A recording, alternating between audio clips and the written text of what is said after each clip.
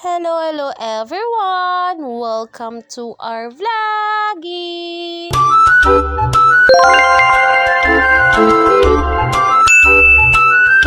So for today's video, mga una po taglitsyon. Wow! So kita na ninyo, hamis pa kayo ang litsyon, parang litsyon kay hamis. Kita ani, nadiwa ni hamis. And of course, naghatag ko ng flowers sa Auntie Libit, fresh from the Mangagoy City. And before anything else, before mag-start ang program, kita oy, before mag-start, mag-pictorial sa gyud me.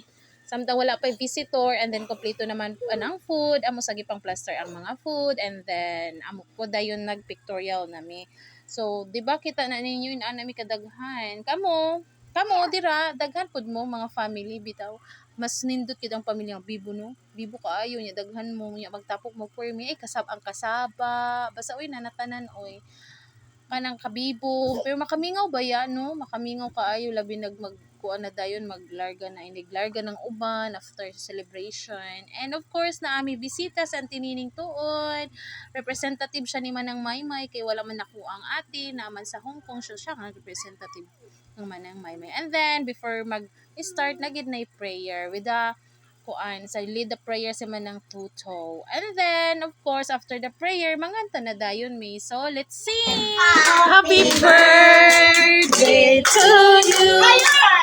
Happy birthday to you.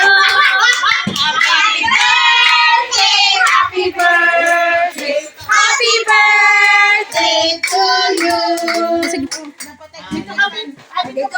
Ano man mi og kanta, sumiki napay pa louder si man Auntie Nining Tibay oy pero bibo ba ya kaayo. So thank you ti Nining Tibay sa imuhang presensya during sa birthday celebration of my mother.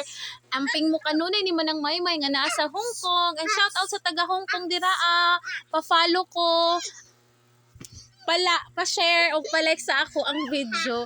And of course, human naman ta og kanta. So mag-blow na din na og mag-wish og candle ako ang mama. So and of course, thankful ta kaayo kay Papa God sa paghatag niya og another year to my mama. And thank you po as always sa paghatag og good health and then pag-guide and of course sa mga blessings nga gihatag ni Papa God.